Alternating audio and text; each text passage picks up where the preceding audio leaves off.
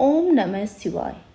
नमस्कार प्रिय भक्तजनों, आप सभी का कहानी किस्से चैनल पर हार्दिक स्वागत है। आज मैं आपको एक शिव भक्ति की कहानी सुनाऊंगी। इस कथा को आप पूरे मन तथा श्रद्धा के साथ सुनिएगा। भोलेनाथ आपकी हर एक मनोकामना पूर्ण करेंगे। तो आइए कथा सुनते हैं। ये कथा है दो बहनों की, अमावस्या और पूर्णिमा। तो एक राजा और एक रानी थे। उनकी दो लड़कियां थी। एक का नाम पूर्णिमा और दूसरी का नाम अमावस्या था।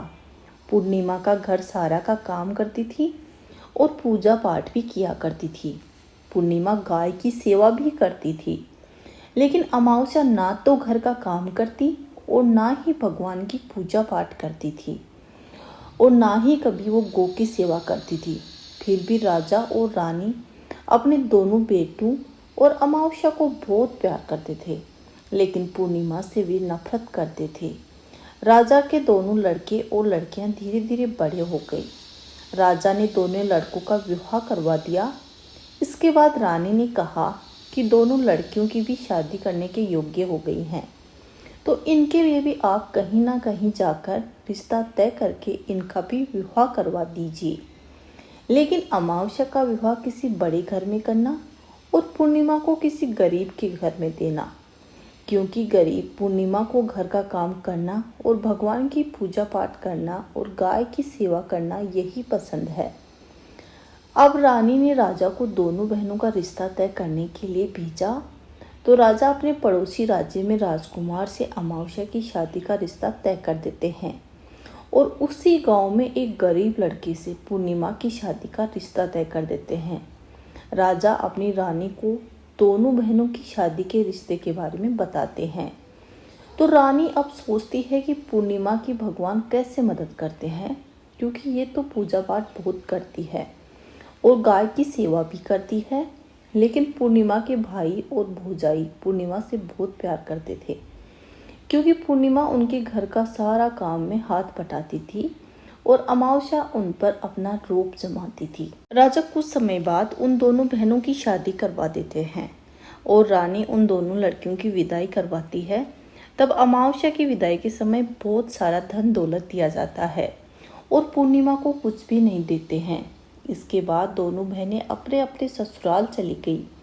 अब एक दिन अमावस्या ने अपने घर शिव चर्चा रखी, जिसमें उसने पूरे गांव वालों को अपने घर बुलाया, लेकिन उन्होंने अपनी बहन को नहीं बुलाया। जब गांव की औरतें अमावस्या के यहाँ जा रही थी, तब पूर्णिमा अपने दरवाजे के बाहर बैठी थी। तो उन औरतों ने पूर्णिमा से कहा कि तुम्हारी बहन की शिव चर्चा है, क्या तुम नहीं चलोगी? पूर्णिमा ने कहा कि मुझे बुलाया ही नहीं गया तो मैं कैसे चल सकती हूँ। औरतों ने कहा, बुलाया नहीं गया तो क्या हुआ, वहाँ तो भगवान शिव की चर्चा है, तुम हमारे साथ चलो पूर्णिमा। उन औरतों की बात मानकर पूर्णिमा उनके साथ चली जाती है। जब अमावस्या की नज़र पूर्णिमा पर पड़ती है, तो अमावस्या ने गुस्से में आकर पूर्णिमा से कहा कि तू यहाँ क्यों आई है, तुम्हें तो मैंने बुलाया ही नहीं। खैर कोई बात नहीं, अगर तुम आ ही गई हो तो चुपचाप बैठे रहना, इधर उधर मत घूमना। इस तरह से अमावस्या ने पूर्णिमा की गरीबी का मजाक उड़ाया।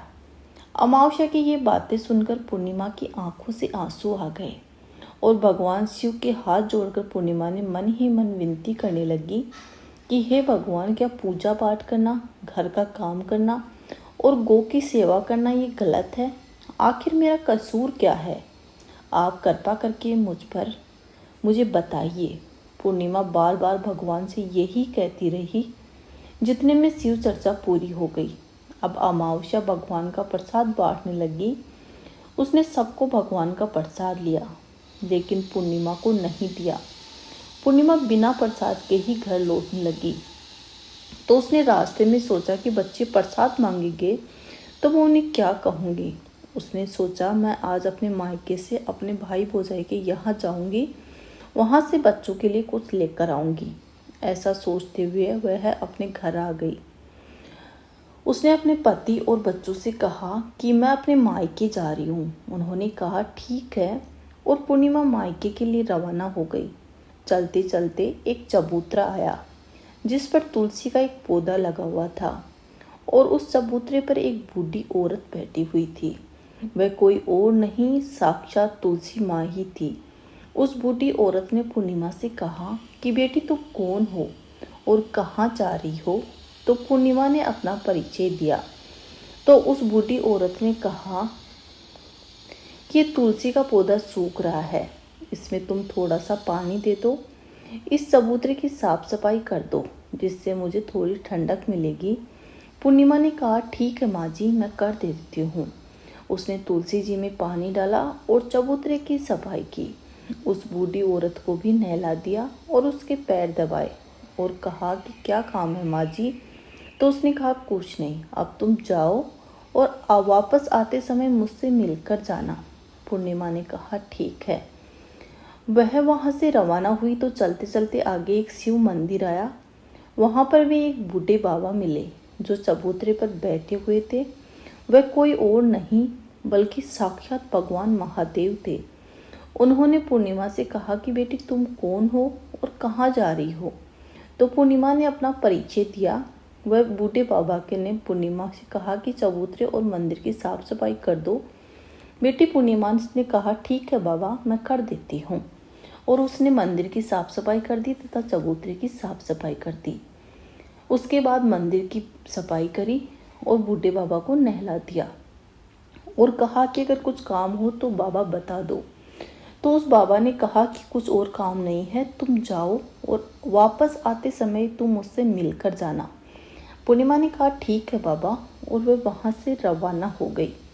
और आगे चलते चलते काली माँ का मंदिर मिला। वहाँ भी उसे एक बूढ़ी औरत चबूतरे पर बैठी हुई थी। उस बूढ़ी औरत ने पूर्णिमा से कहा कि बेटी तुम कौन हो और कहाँ जा रही हो। तो पूर्णिमा ने अपना परिचय दिया। तब उस बूढ़ी औरत ने पूर्णिमा से कहा कि बेटी यहाँ सब पूजा पाठ करने तो आते हैं, लेकिन इस मंदिर की साफ सफाई कोई नहीं करता है, इसलिए इस चबूतरे और इस मंदिर की साफ सफाई कर दो। पूर्णिमा ने कहा ठीक है माँ जी। तब पूर्णिमा ने मंदिर और चबूतरे की साफ सफाई की और उस बूढ़ी औरत को नहला दिया और बूढ़ी औरत के पैर दबाए। और पूर्णिमा ने कहा कि और कोई काम है माँ जी। तब उस औरत ने कहा कुछ नहीं, अब तुम जाओ और जब भी तुम वापस आओ तो मुझसे मिलकर जाना। तब पूर्णिमा ने कहा ठीक है माँ जी। इसके बाद वो वहाँ से रवाना हुई। थोड़ा आगे चलते चलते एक नदी आई। नदी के किनारे भी एक बूढ़ी औरत बैठी हुई थी। वह साक्षात गंगा मैया थी। उस बूढ़ी औरत ने कहा कि तुम कौन हो बेटी और कहाँ जा रही हो। पूर्णिमा ने अपना परिचय उस बूढ़ी औरत को दिया। पूर्णिमा से उस बूढ़ी औरत ने कहा कि इस नदी पर स्नान करने तो सब आते हैं, लेकिन यहाँ की साफ सफाई कोई भी नहीं करता है, इसलिए तुम इस किनारे की साफ सफाई कर दोगी। तब पूर्णिमा ने कहा कि ठीक है माँ जी, मैं साफ सफाई कर देती हूँ। पूर्णिमा ने वहाँ की साफ सफाई की और बूढ़ी औरत के पैर दबाए और कहा कि अगर माँ जी और कोई काम हो तो आप मुझे बता दीजिए। उस बूढ़ी औरत ने कहा कि कुछ भी काम नहीं है बेटा, अब तुम जाओ और वापस आते समय मुझसे मिलकर जाना। इसके बाद पूर्णिमा नाव में चढ़ने लगी तो नाव फूलों से सजी हुई थी। वह नाव में बैठकर नदी के दूसरे किनारे पर उतर गई। इसके बाद वह अपने पियर के घर पहुंच गई। वहां पर पूर्णिमा के भाई भौजाइयों ने उसे देखा तो बहुत ही खुश हुए। उन्होंने पूर्णिमा की बहुत सारी खातिरदारी की और पूर्णिमा से खूब सारी बातें करते हैं और कहा कि बच्चों को साथ लेकर आती।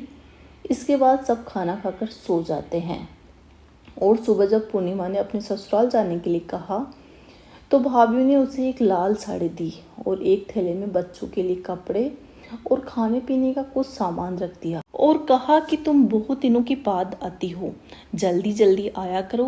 पूर्णिमा ने कहा ठीक है, जल्दी जल्दी आया करूँगी।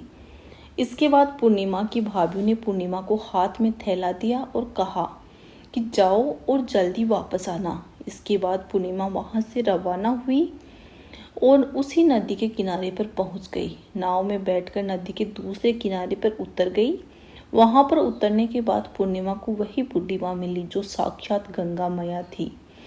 उस बूढ़ी माँ ने कहा आ गई हो बेटी। तो पूर्णिमा ने कहा हाँ माँ, आ गई हूँ। तो उस बूढ़ी माँ ने पूर्णिमा को एक थैला दिया और कहा कि इसे तुम अपने घर ले जाकर ही खोलना।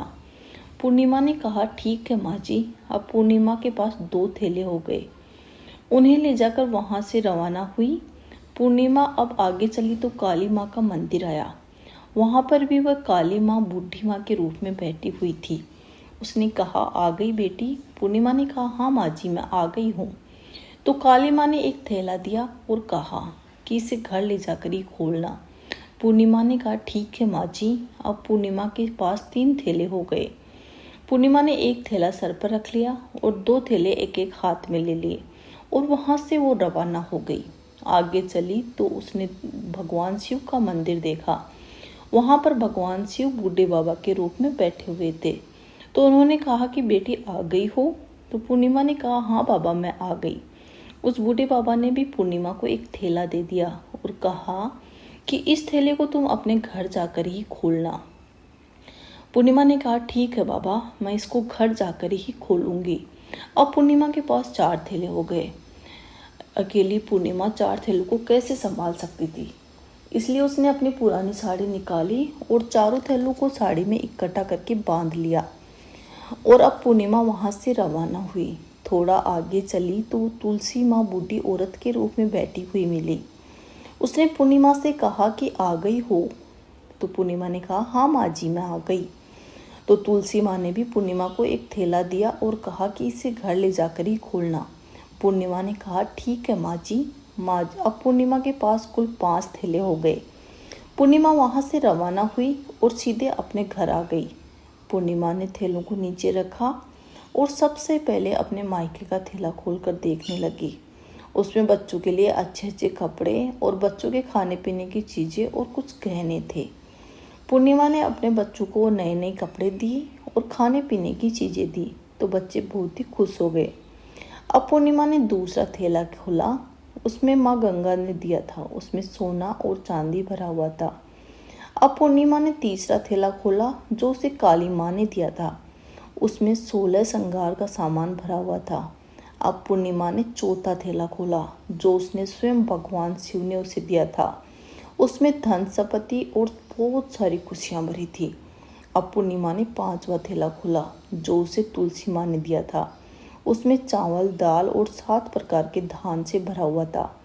अब पूर्णिमा के घर में किसी चीज़ की भी कोई कमी नहीं थी और उसका धन धान्य से परिपूर्ण हो गया। अब पूर्णिमा और उसका परिवार बहुत ही खुशी खुशी रहने लगा।